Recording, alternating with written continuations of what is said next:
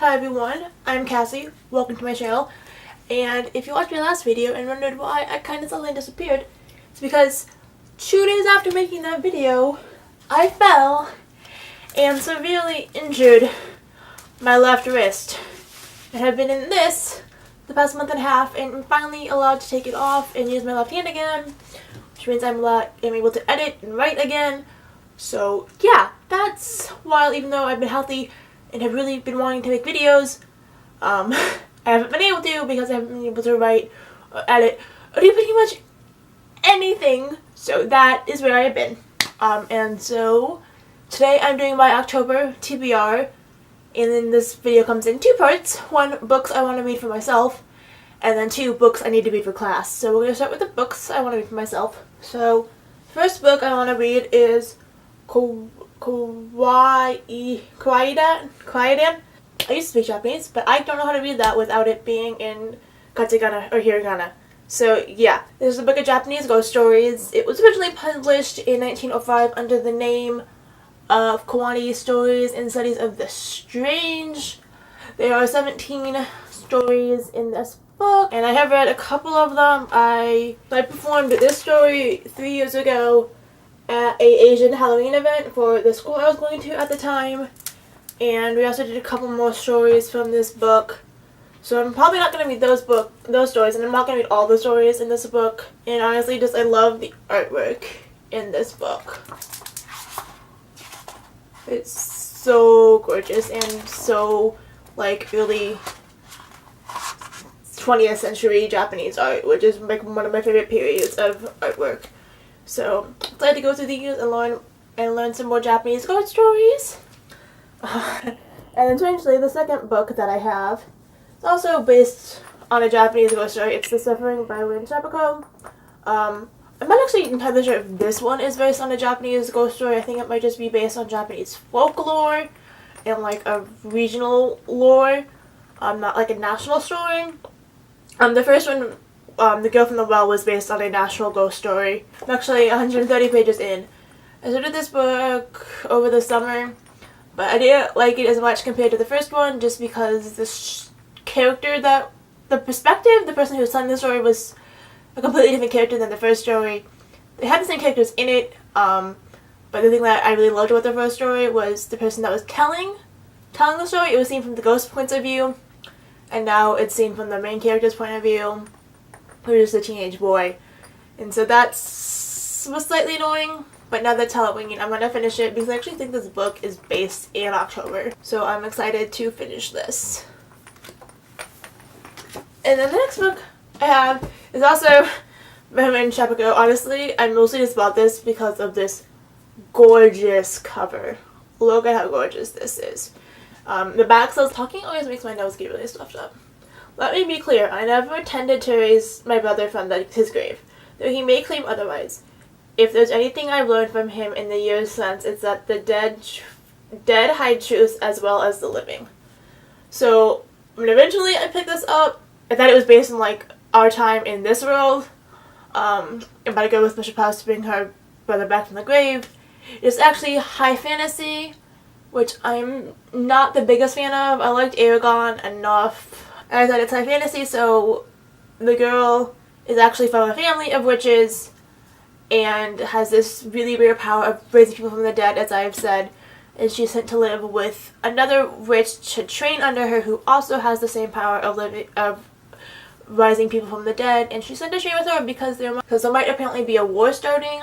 I think this might become a series just based on the synopsis, but either way, I'm really excited to read this. This is the longest book I have to read this month. It's 400 pages about, so I'm gonna hopefully I'll get through this one so that I can read my next book, which is Dead Girls of Asteria Hall by Kate Allender. Kate Allender is one of my favorite horror authors. She wrote Dead Girls, the Bad Girls Don't Die series, and I love that series. I just ate it up.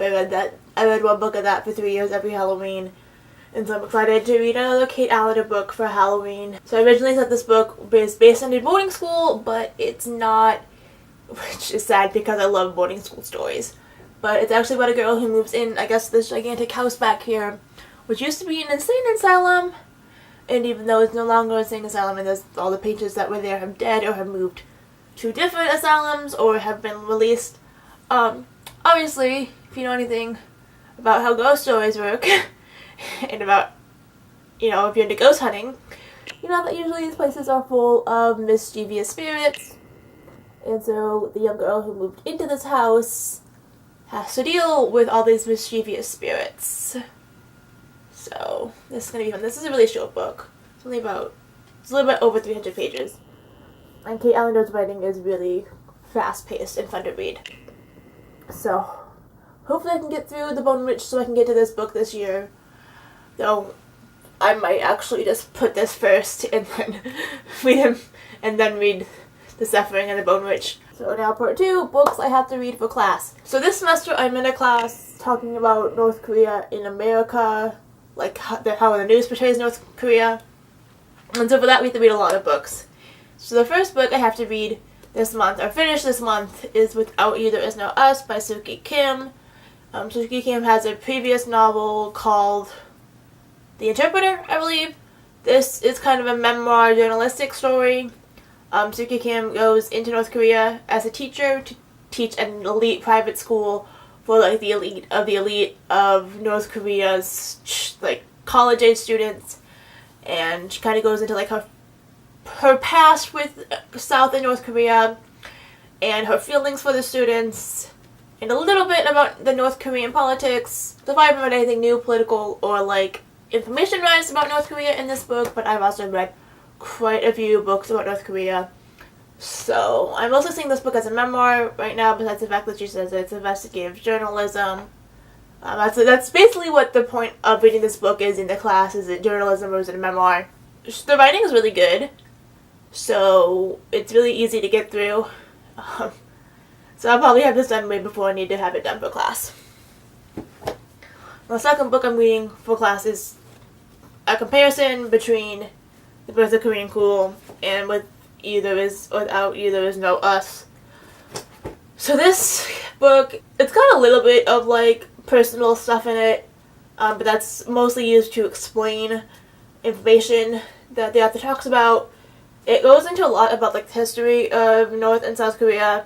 It really talks about how Korea became the exporter of cool, how Korean culture became Korea's export, kind of, how they export Samsungs. It was like how K-pop and K-dramas are one of Koreans' exports, like the Samsung phones. And it is really good. I'm also on page 100 in this book. I'm on page 80 in this book. But this is also a really quick and interesting read, and I'm learning a lot.